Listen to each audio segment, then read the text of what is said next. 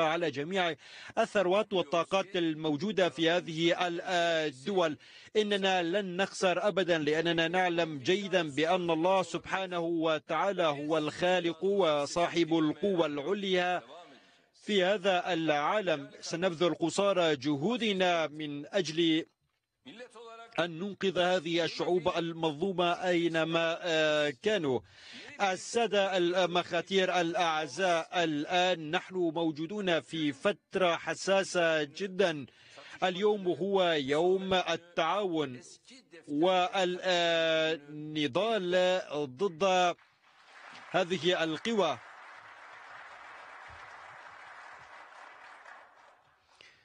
إنه يوم التضامن والتعاون والوحدة بين بعضنا البعض للنيل من هؤلاء.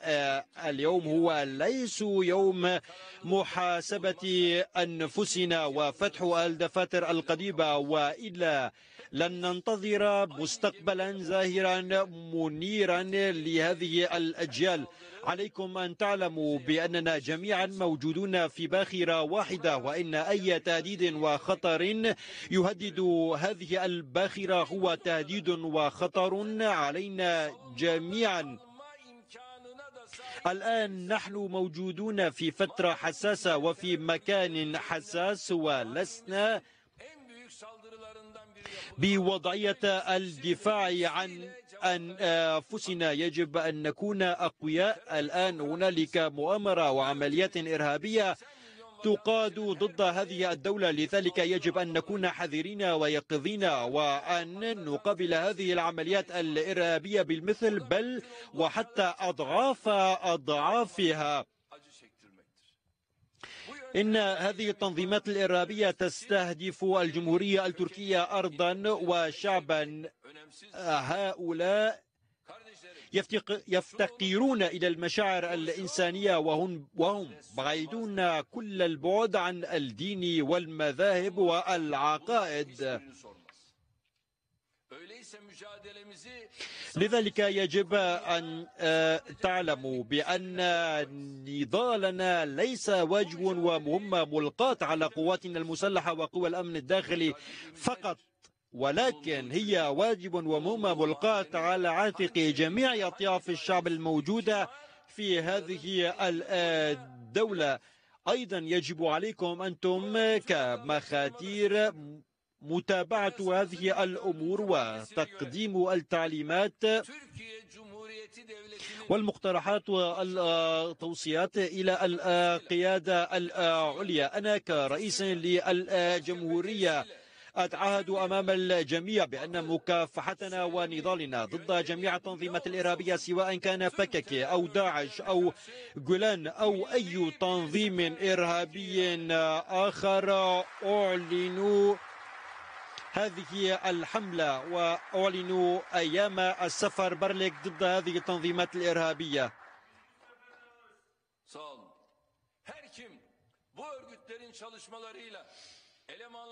وأدعو الجميع، إذا ما كنتم تمتلكون أي معلومة أو سمعتم أي معلومة عن هذه التنظيمات الإرهابية، فيجب عليكم أن تقوموا بإعطاء المعلومات إلى قوى الأمن الداخلي والقوات المسلحة التركية لكي يكونوا بالواجب.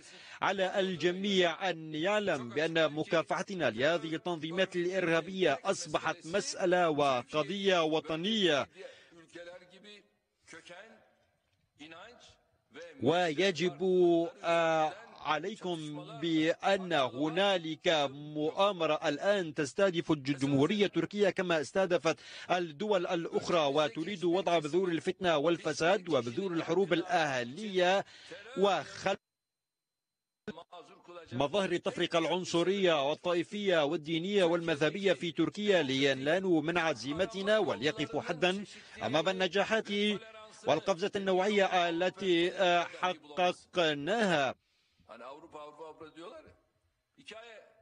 إن المعايير الموجودة في الجمهورية التركية الآن من الصعب أن تروها في الدول الأوروبية، لأن الشروط الموجودة في الجمهورية التركية هي شروط ديمقراطية، ونعلم جيدا إذا ما تعرضت هذه الدول الأوروبية إلى أي عملية إرهابية فإن الممارسات التي يقومون بها هي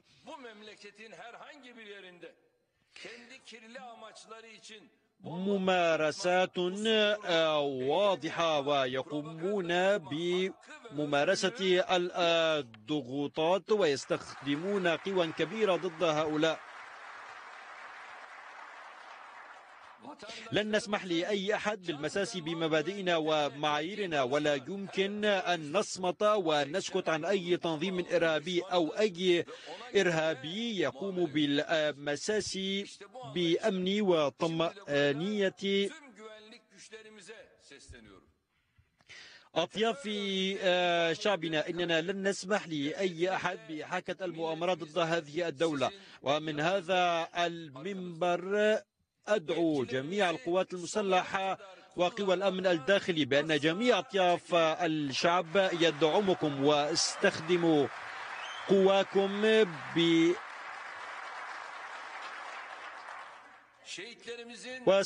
قواكم ضد هذه التنظيمات الإرهابية بما تمتلكونه من قوى وطاقات. لا يمكننا أن نسكت عن هدر دماء شهدائنا وتضحيات هؤلاء الأبطال.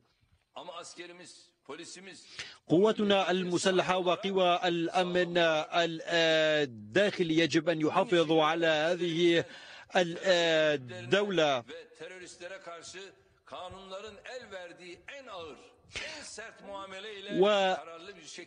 ويجب على قوى الأمن الداخلي أن يكونوا عازمين ومصرين على استخدام جميع صلاحياتهم ضد عناصر التنظيمات الإرهابية التي تستهدف هذه الدولة أرضا وشعبا، ويستهدفون مستقبل هذه الدولة. ويجب أن نقوم ضد هؤلاء واستخدام صلاحياتنا، وإلا ستكون التهديدات والأخطار التي تشكل على هذه الدولة كبيرة. لا يمكننا إيجاد حلول لها إذا ما تفاقمت هذه الأزمة. ومن الآن وصاعدا، سواء التنظيمات الإرهابية التي يعيشون في الجبال وفي المدن،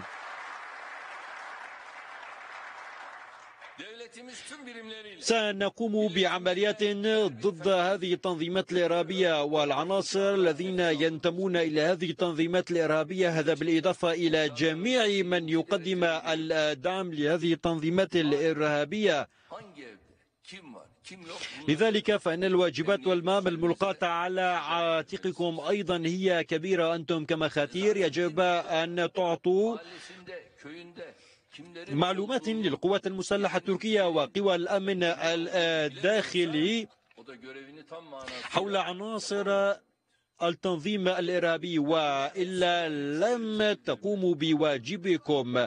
يجب عليكم إعطاء جميع المعلومات حول هذه العناصر إذا ما امتلكتموها، وإلا سيفرون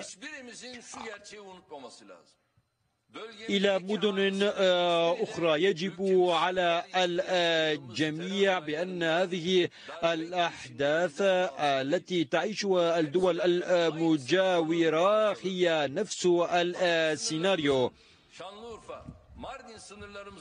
لهذه المؤامرات. أنتم تعلمون جيدا بأن في الحدود التركية السورية هذه التنظيمات الإرهابية تقوم بإحاكة نفس المؤامرة وتقوم بنفس العمليات الإرهابية، ويريدون جر الحرب إلى تركيا، وكل شيء في هذه المؤامرة واضحة.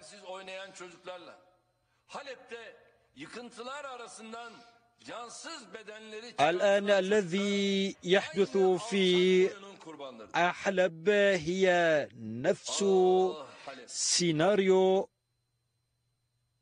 المؤامرة التي يريدون تطبيقها في تركيا.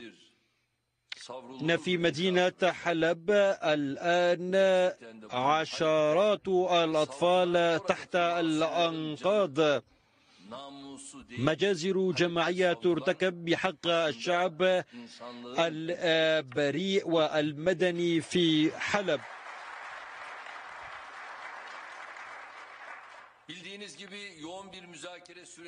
كما تعلمون بأن مناقشات ولقاءات طويلة استمرت لأيام طويلة، وأنا شخصيا أقوم بمتابعة هذا الأمر، وقد وصلنا إلى هدنة وإيقاف لإطلاق النار. والآن نحن كنا نأمل بإيجاد ممر آمن من أجل نقل هؤلاء المدنيين إلى مكان آمن، ولكن مع الأسف كان هنالك خرق لهذه الهدنة.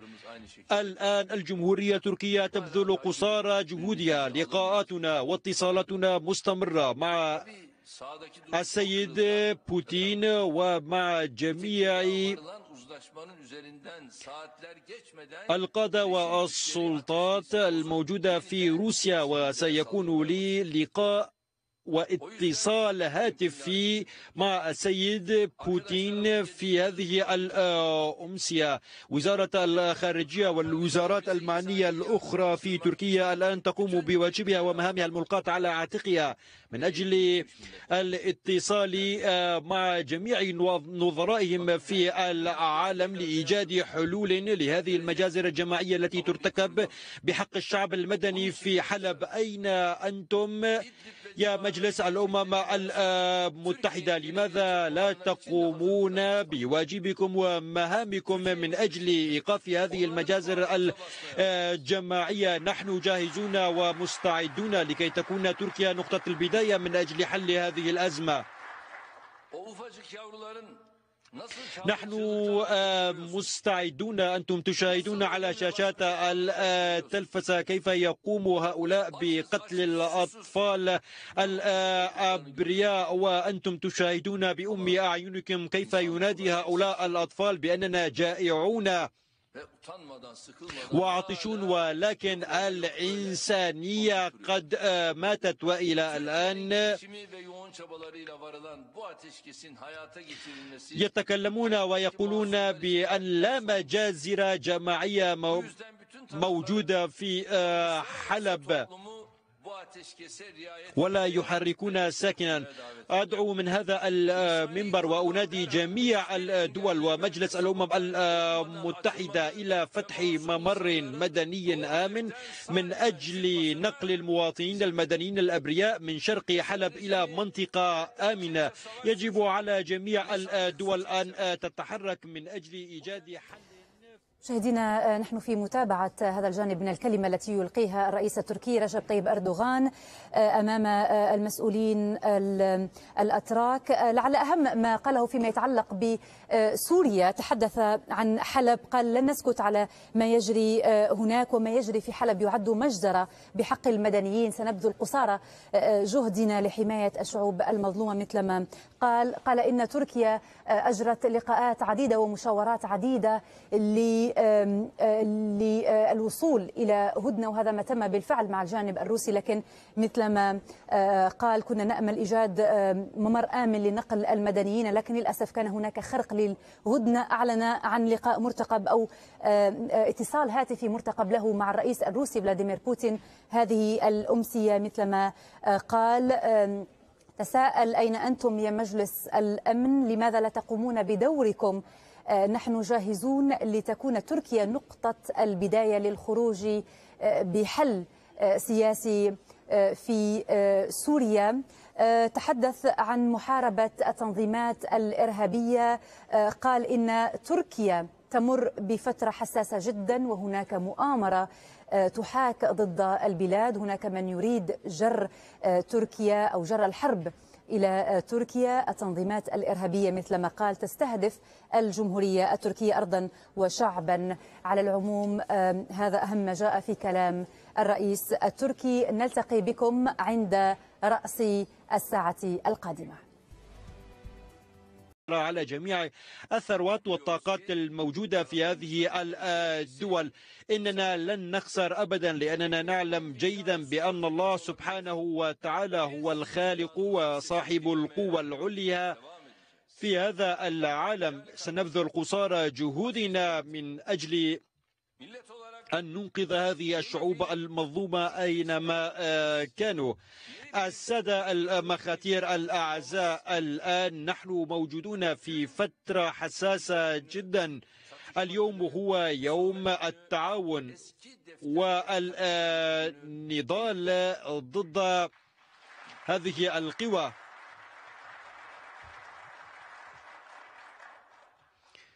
إنه يوم التضامن والتعاون والوحدة بين بعضنا البعض للنيل من هؤلاء. اليوم هو ليس يوم محاسبة أنفسنا وفتح الدفاتر القديمة، وإلا لن ننتظر مستقبلا زاهرا منيرا لهذه الأجيال. عليكم أن تعلموا بأننا جميعا موجودون في باخرة واحدة، وإن أي تهديد وخطر يهدد هذه الباخرة هو تهديد وخطر علينا جميعا. الآن نحن موجودون في فترة حساسة وفي مكان حساس، ولسنا بوضعية الدفاع عن أنفسنا. يجب أن نكون أقوياء. الآن هنالك مؤامرة وعمليات إرهابية تقاد ضد هذه الدولة، لذلك يجب أن نكون حذرين ويقظين وأن نقابل هذه العمليات الإرهابية بالمثل، بل وحتى أضعافها. إن هذه التنظيمات الإرهابية تستهدف الجمهورية التركية أرضا وشعبا. هؤلاء يفتقرون إلى المشاعر الإنسانية، وهم بعيدون كل البعد عن الدين والمذاهب والعقائد. لذلك يجب أن تعلموا بأن نضالنا ليس واجب ومهمة ملقاة على قواتنا المسلحة وقوى الأمن الداخلي في المدن.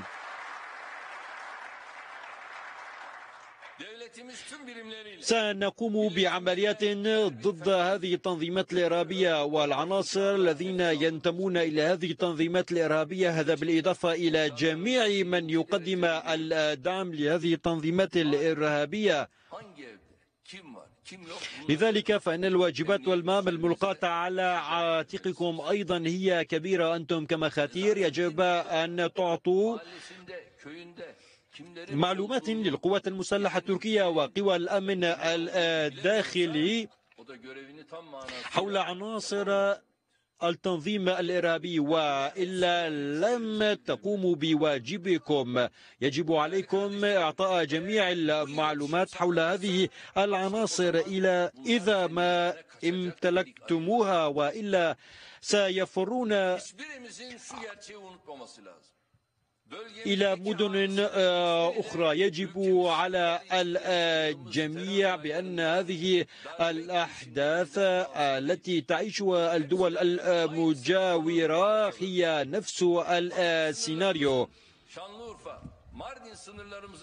لهذه المؤامرات أنتم تعلمون جيدا بأن في الحدود التركية السورية هذه التنظيمات الإرهابية تقوم بإحاكة نفس المؤامرة وتقوم بنفس العمليات الإرهابية، ويريدون جر الحرب إلى تركيا، وكل شيء في هذه المؤامرة واضحة.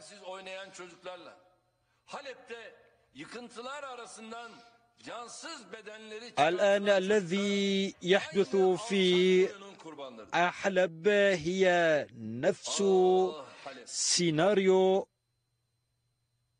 المؤامرة التي يريدون تطبيقها في تركيا. في مدينة حلب الآن عشرات الأطفال تحت الأنقاض. مجازر جماعية ترتكب بحق الشعب البريء والمدني في حلب.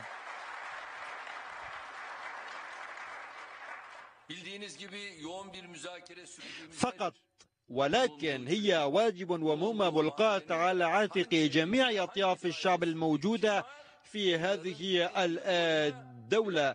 أيضا يجب عليكم أنتم كمخاتير متابعة هذه الأمور وتقديم التعليمات والمقترحات والتوصيات إلى القيادة العليا. أنا كرئيس للجمهورية أتعهد أمام الجميع بأن مكافحتنا ونضالنا ضد جميع التنظيمات الإرهابية سواء كان PKK أو داعش أو جولان أو أي تنظيم إرهابي آخر أعلن هذه الحملة وأعلنوا أيام السفر برليك ضد هذه التنظيمات الإرهابية.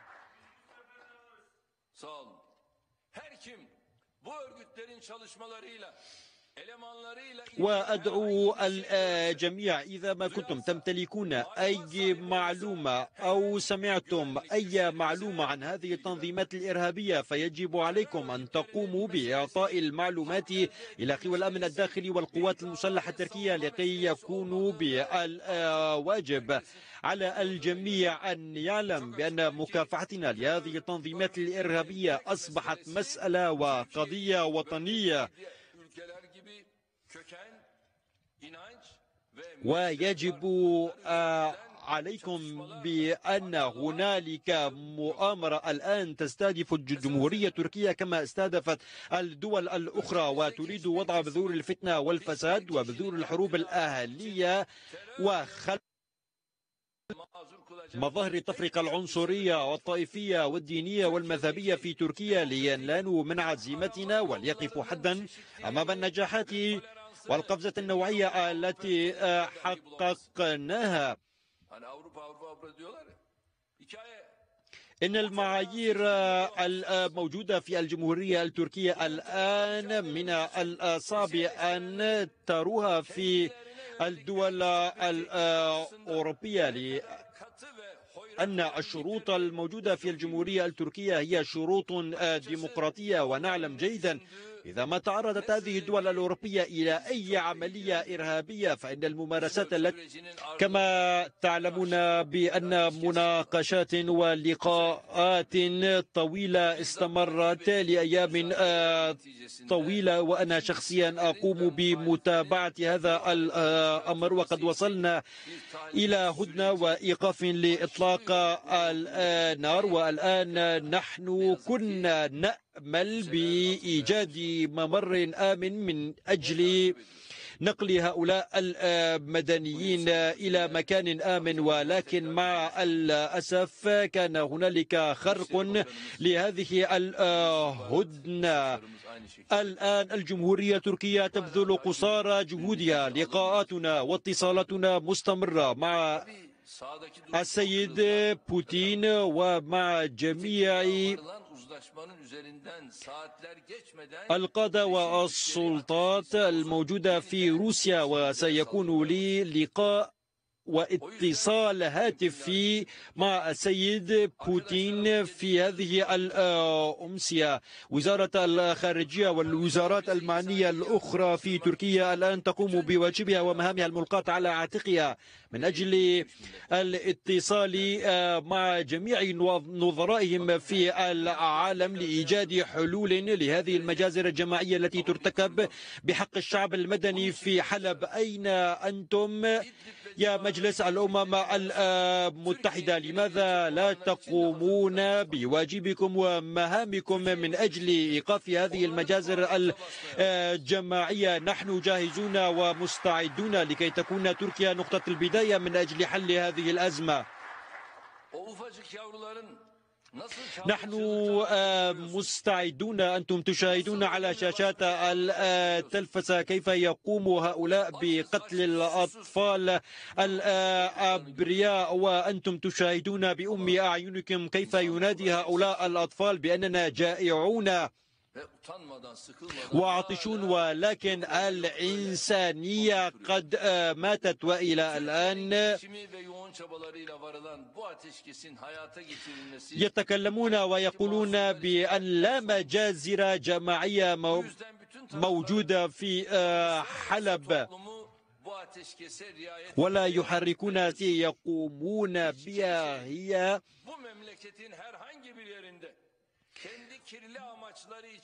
ممارسات واضحة، ويقومون بممارسة الضغوطات ويستخدمون قوى كبيرة ضد هؤلاء. لن نسمح لأي أحد بالمساس بمبادئنا ومعاييرنا، ولا يمكن أن نصمت ونسكت عن أي تنظيم إرهابي أو أي إرهابي يقوم بالمساس بأمن وطمأنينة أطياف شعبنا. إننا لن نسمح لأي أحد بإحاكة المؤامرات ضد هذه الدولة، ومن هذا المنبر أدعو جميع القوات المسلحة وقوى الأمن الداخلي بأن جميع أطياف الشعب يدعمكم، واستخدموا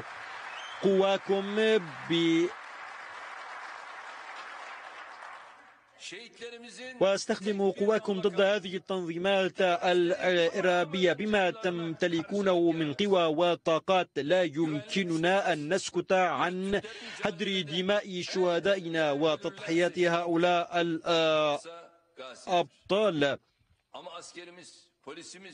قواتنا المسلحة وقوى الأمن الداخلي يجب أن يحافظوا على هذه الدولة،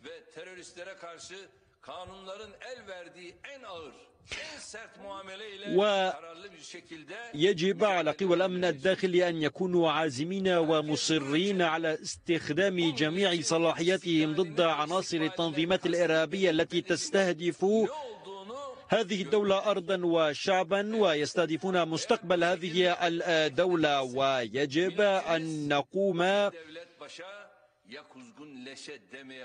ضد هؤلاء واستخدام صلاحياتنا، وإلا ستكون التهديدات والأخطار التي تشكل على هذه الدولة كبيرة. لا يمكننا إيجاد حلول لها إذا ما تفاقمت هذه الأزمة. ومن الآن وصاعدا، سواء التنظيمات الإرهابية التي يعيشون في الجبال